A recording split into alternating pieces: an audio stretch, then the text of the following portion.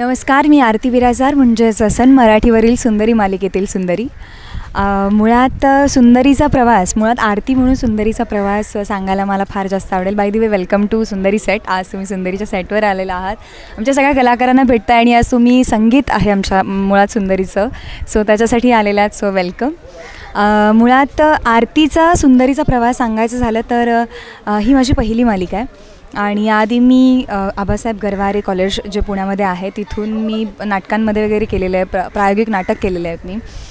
राज्यनाट्य स्पर्धेत सुद्धा मी रौप्यपदक घेतलेलं आहे. सो या सगळ्या गोष्टी नाटकातून प्रवास झालेला आहे माझा सुरुवात. आणि मालिकेचं असं होतं की मी वेगळ्या मालिकेसाठी ऑडिशन दिलं होतं आणि मी वेगळ्या मालिकेत इथे आले, म्हणजे सुंदरीत आले. हे अनएक्सपेक्टेड होतं खरं तर इथे येणं सुंदरीच्या सेटवरती. पण मी नाटकांपासून सुरुवात केल्यामुळे आणि कॉलेजेसमध्ये जे छोट्या मोठ्या स्पर्धा त्याच्यात सुरुवात केल्यामुळे मुळातच अभिनय करताना आपल्याला खरं काय अवगत असायला हवं याची जाण होती. सो त्यामुळे त्याचा इथे खूप जास्त मला उपयोग झाला. आणि मालिकेत इथे आल्यानंतरसुद्धा किंवा यायच्या आधीसुद्धा मेन सपोर्ट जर कोणी राहिला असेल तर माझी रंगभंडारी संस्था, जिथे मी स्पर्धा केलेल्या आहे, जिथून आमची मोठी संस्था आहे पुण्यामध्ये रंगभंडारी संस्था. ज्ञानेश्वर विधाते आहे, ईश्वर अंधारे आहेत, सुनील डोंगर, हर्ष विजय, तुम्ही नाव ऐकलंच असेल हर्ष विजयचं बाय द वे. तर अशी सगळी मंडळी आहेत आमची, ते आहेत, त्यांनी सपोर्ट केलेलं. आणि त्या व्यतिरिक्तसुद्धा माझी आई आणि माझी बहीण, त्या दोघींचा खूप जास्त सपोर्ट होता या इंडस्ट्रीत येण्यासाठी सुरुवातीपासूनच. मग तुम्हाला माहिती असेल सुरुवातीला प्रत्येकाला स्ट्रगल करावं लागतं, कुठलंही क्षेत्र असू देत. तसं अभिनय क्षेत्रात काम करण्यासाठी मलाही स्ट्रगल करावं लागलं. पण त्याचा त्रास लक्षात न राहता त्यातल्या बऱ्याचशा चांगल्या गोष्टी माझ्या लक्षात राहतात, बिकॉज खूप चांगला रिझल्ट मला मिळालेला आहे. सो कधी असं स्ट्रगल केलेलं आहे पण त्याचा त्रास नाही जाणवला.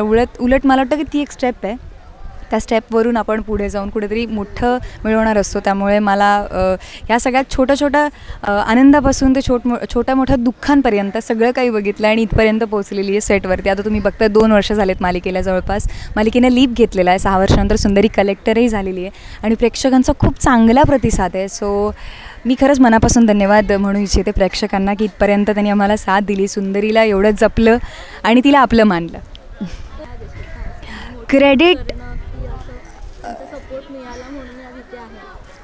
क्रेडिट मला असं वाटतं काही वेळा आपल्या लाईफमध्ये एकच गोष्ट किंवा एकच माणूस नसतो कुठल्याही गोष्टीला इन्स्पायर करण्यासाठी.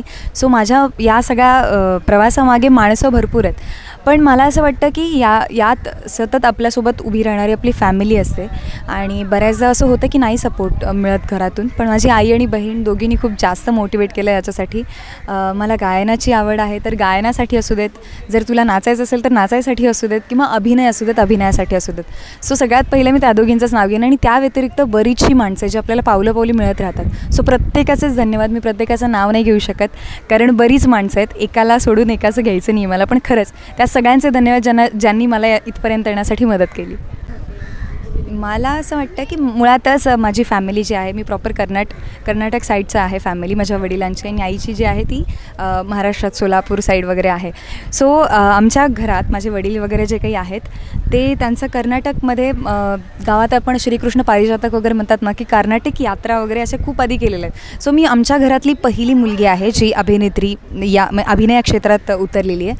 अदरवाईज असं कोणी नाही आमच्या घरात. त्यामुळे ही गोष्ट मला असं वाटतं की ही सांगू इच्छिते की बाबा मी इथपर्यंत येण्याचं ते कुठं ना कुठे आमच्या घरात आहे. आणि त्याच्यामुळे कदाचित मला असं आतमध्ये जाणवत होतं की बाबा आपण करू शकतो. आणि प्रत्येक कलाकाराला मला वाटतं 70% माझं असं मत आहे, हेच असावं असं नाही की अभ्यास नाही करायचा आहे, हे असं छान काहीतरी क्राफ्ट वगैरे किंवा स्नेहसंमेलनं वगैरे भाग घ्यायला आवडतं आहे.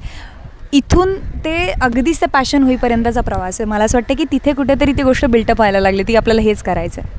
हां, म्हणजे मला असं वाटतं की मी मुळातच अजूनही असं धरून चाललेलं नाही की अभिनय ही एकच गोष्ट मला आयुष्यात साध्य करायची आहे असं नाही आहे. मला गायन, नृत्य आणि अभिनय तिन्ही गोष्टी तितकाच इंटरेस्ट आणि तितकंच मला त्या कलेबाबतीतसुद्धा प्रेम आहे. आणि अदरवाईज पण काही शिकायला मिळणं ही खूप मोठी गोष्ट असेल. मला वाटतं की तेही अचिव्हमेंटच आपल्या आयुष्यात. सो असं नाही की फक्त अभिनयापुरतं मर्यादित आहे, मला बऱ्याच गोष्टी शिकायच्या आहेत आणि आय होप मी तिथपर्यंत पुढे जाईन.